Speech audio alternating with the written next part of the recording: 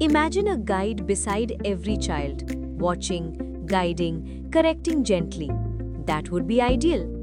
What if we could build that guidance into practice itself? Not answers, not shortcuts, just the right nudge as the child explores. Enter NudgeMath.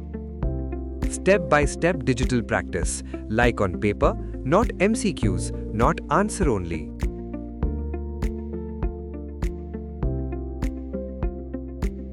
When a student is stuck, guidance appears without giving answers.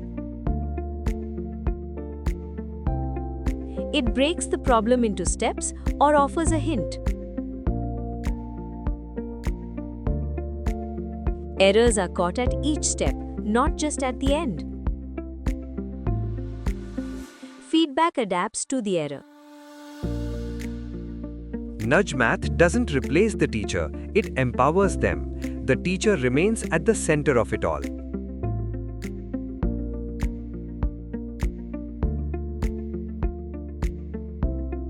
They assign practice aligned with what was taught in class.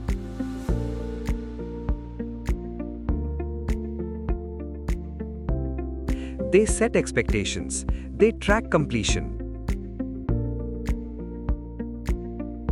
They monitor understanding. They identify gaps early.